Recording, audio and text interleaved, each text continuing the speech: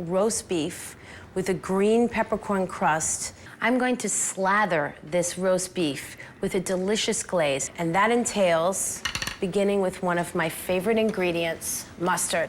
1 cup of mustard, and you need a lot of mustard because you got a lot of ground to cover when you consider coating the whole top of a roast beef. And yes, I know you think these may be capers. They are actually green peppercorns, and they're brined. And I'm gonna put 1 jar with the brine in whole. And the other jar, we'll just pour off the brine and give these a light chop so that some of them are whole and pop when you eat them, and some of them are integrated into the pastiness of the mustard.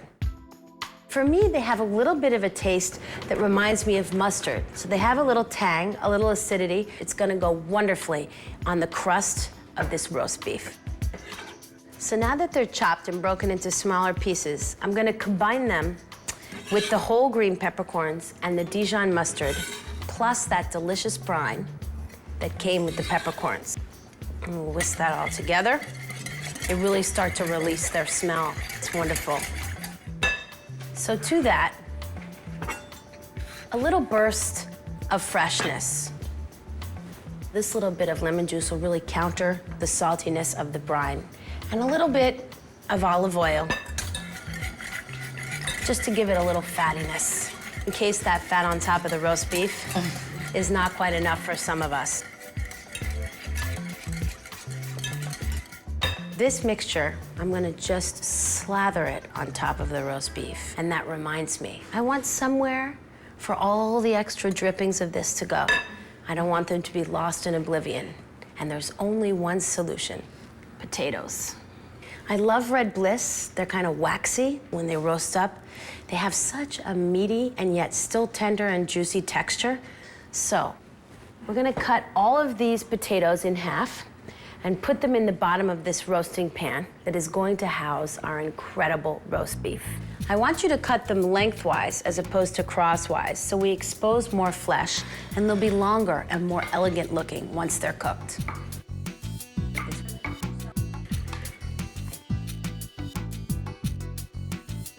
Look at this beautiful roast beef. This is a top round, just 10 pounds. Just. So that's only a couple of pounds for each of us. It's gonna be tight. We're ready to start seasoning up our roast and getting our potatoes in the bottom so that all this lovely stuff can drip down on them as the roast cooks. Shoba, reach in the fridge. There's fresh sage and thyme. We'll flake a little, mix them over the potatoes to give them a little herbiness and freshness, a little dab of olive oil, and just toss them, and we'll get them all in the bottom of this roasting pan. I have a really, really vibrant sauce that's gonna coat this, but I still wanna add salt directly on the meat so that as it cooks, it gets that saltiness all through. And for that, I like to use a nice coarse sea salt. When this salt is part of the crust, this is what's gonna draw out the moisture and leave us with beautiful flavor. Turn it. This is my holiday snowflake salt. Okay, my friend. Right down, and I put the fattiest side up, so that'll be directly exposed to the heat, and that'll help build a nice crust. Wash my hands. And now the moment we've all been waiting for. We're just gonna douse this in the mustard green peppercorn mix. Give it a last whisk to wake everybody up and tell them it's time to come to the party. And pour this right over the meat with complete and utter wild abandon. Now, is this something you want to marinate for a while, or you can just get it on there, get it in the pan, and throw it in the oven? I'm more interested in a peppercorn crust than I am really a deep, long-term marinade. See how it's kind of dripping down the sides there? Not bad. It's sort of like a holiday party dress on top of the roast beef. These look wonderful, and they're really beautiful. I mean, it's accidental that we chose a red potato, but it adds to the beauty of the dish. Thank you. Just to make sure we have enough. The rest.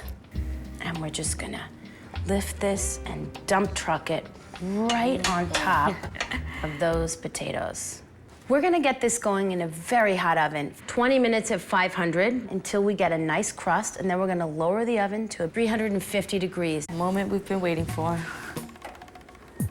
My goodness. My goodness. Look like at a those piece of art. potatoes. So we have that lovely crust that the mustard and the green peppercorns and that brine, these potatoes underneath. Beautiful. Almost too Nice. beautiful to eat. Almost. This roast has been in the oven about an hour and a half. 20 minutes at 500, where it got a nice crust, and the rest at 350 degrees, nice and easy. I'm gonna set this roast beef aside to rest, let those juices flow back through the meat, and then we will get slicing and eating. Yes. Okay. Now, I'm thinking sandwiches already. doesn't this look gorgeous? It's just so Beautiful unbelievable. medium So rare. juicy. And it Juicy. smells amazing. You know, we don't really even need to make a gravy or fuss with a pan sauce, because all those wonderful juices that dripped down got trapped by those lovely potatoes that I don't know why you're not passing around. All right now. We have this lovely crust on here. Dig in, don't be shy. It's the holidays. You can't be shy in the holidays.